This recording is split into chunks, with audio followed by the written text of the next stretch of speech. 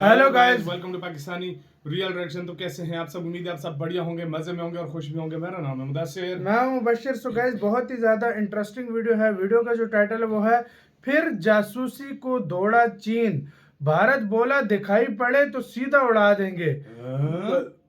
महा टेस्ट की तैयारी शुरू भारत ने कर दी है। बड़ा टेस्ट करने वाला है तो चाइना फिर जासूसी के लिए वो शिप जिस तरह ले आता है। भारत ने बोला कि नजर भी आई तो उड़ा देंगे सीधा।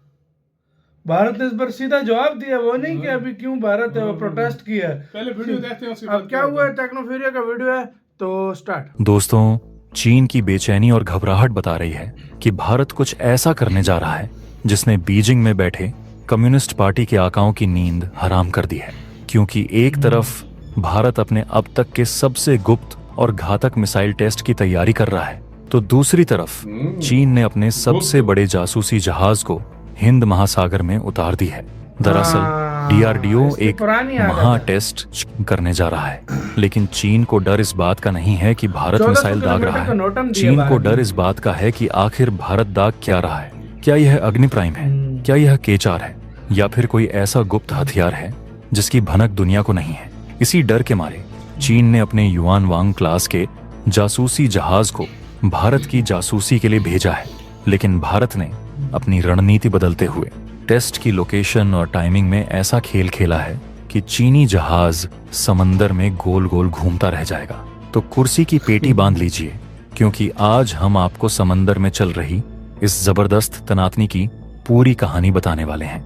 आज हम डिकोड करेंगे कि आखिर 6 दिसंबर को क्या होने वाला है।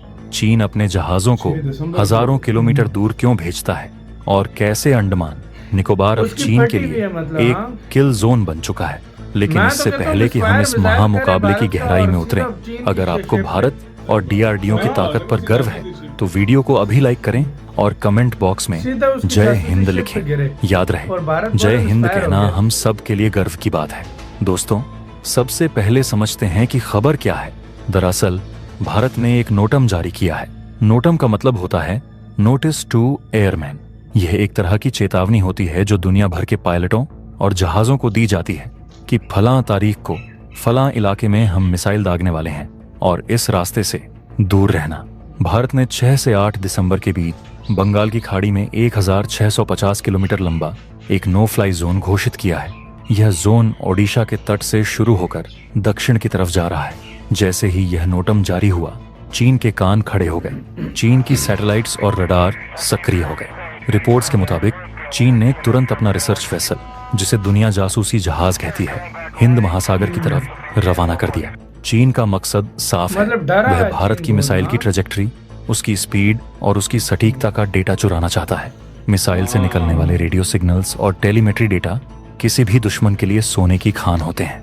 अगर चीन को यह डेटा मिल गया तो वह हमारी मिसाइलों को रोकने के लिए अपना डिफेंस सिस्टम तैयार कर सकता है। लेकिन दोस्तों, भारत को भी पता था कि चीन ऐसा जरूर करेगा। इसीलिए इस बार भारत ने एक बहुत ही स्मार्ट चाल चली है। पहले भी जब हम टेस्ट करने वाले थे और चीनी जहाज आया था तो हमने टेस्ट टाल दिया था ताकि उन्हें डेटा ना मिले। लेकिन इस बार खबर है कि भारत ने टेस्ट का शेड्यूल और लोकेशन इस तरह प्लान किया है कि चीन का जहाज चाहकर भी सही समय पर सही जगह नहीं पहुंच पाएगा, और अगर वह जबरदस्ती घुसने की कोशिश करेगा तो भारत ने साफ कर दिया है कि यह एक लाइव फायर जोन है। अगर मिसाइल का मलबा या खुद मिसाइल उनके जहाज पर गिर गई तो भारत की कोई जिम्मेदारी नहीं होगी। इसे कूटनीतिक भाषा में अप्रत्यक्ष धमकी कहा जाता है। अब सवाल उठता है कि आखिर भारत टेस्ट क्या करने वाला है। 1650 किलोमीटर की रेंज को देखकर रक्षा विशेषज्ञ कई कयास लगा रहे हैं। सबसे बड़ा अनुमान यह है कि यह अग्नि प्राइम मिसाइल का परीक्षण हो सकता है। दोस्तों, अग्नि प्राइम कोई साधारण मिसाइल नहीं है। यह भारत की अग्नि सीरीज की सबसे आधुनिक और घातक मिसाइल है। यह एक कनस्तर आधारित मिसाइल है, मतलब इसे एक सील बंद ट्यूब में रखा जाता है। इसे रेल या ट्रक से कहीं भी ले जाया जा सकता है और मिनटों में लॉन्च किया जा सकता है। चीन को सबसे ज्यादा डर इसी क्विक रिएक्शन से लगता है। पुरानी मिसाइलों को तैयार करने में वक्त लगता था, लेकिन अग्नि प्राइम को बस खड़ा करो और बटन दबा दो। दूसरा कयास यह लगाया जा रहा है कि यह पनडुब्बी से दागी जाने वाली बैलिस्टिक मिसाइल यानी केचार का परीक्षण हो सकता है। केचार भारत की वो ताकत है जो चीन को सबसे ज्यादा खटकती है। इसकी रेंज 3500 किलोमीटर से ज्यादा है। अगर यह टेस्ट सफल होता है तो भारत की अरिहंत क्लास की पनडुब्बियां बंगाल की खाड़ी के गहरे पानी में छिपे छिपे चीन के किसी भी शहर को निशाना बना सकेंगी। यह सेकंड स्ट्राइक कैपेबिलिटी है, यानी अगर चीन ने हम पर हमला किया तो हमारी पनडुब्बियां पानी के नीचे से निकलकर चीन का नामो निशान मिटा देंगी। चीन इसीलिए अपना जासूसी जहाज भेज रहा है क्योंकि वह जानना चाहता है कि भारत की यह अंडर वाटर मिसाइल कितनी सटीक है। दोस्तों, आपको बता दूं कि इस बार के टेस्ट में एक और खास बात है, और वो है अंडमान और निकोबार द्वीप समूह। रिपोर्ट्स बता रही हैं कि टेस्ट का जो जोन बनाया गया है वो अंडमान के बेहद करीब है। यह चीन के लिए खतरे की एक और घंटी है। अंडमान निकोबार मलक्का स्ट्रेट के मुहाने पर बैठा है। मलक्का स्ट्रेट वो रास्ता है जहां से चीन का 80% व्यापार और तेल गुजरता है। भारत वहां अपनी मिसाइलें दागकर चीन को यह संदेश दे रहा है कि देखो, हम तुम्हारी गर्दन के कितने करीब हैं। चीन की नौसेना हिंद महासागर में घुसने की कोशिश करती है, लेकिन अंडमान के पास होते ही वह भारतीय मिसाइलों की रेंज में आ जाती है। चीन का जासूसी जहाज युआन वांग क्लास का है। यह जहाज देखने में किसी क्रूज शिप जैसा लगता है, लेकिन इसके ऊपर बड़ी बड़ी डिश और एंटीना लगे होते हैं। इसका काम है आसमान में उड़ती हुई मिसाइल को ट्रैक करना। लेकिन भारत की नई रणनीति ने इसी के साथ तो यार वीडियो खत्म।